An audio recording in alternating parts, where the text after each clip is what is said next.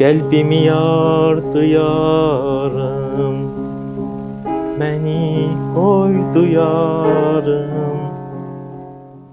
Yarım qalmaq. Yarımdan yarım qaldım.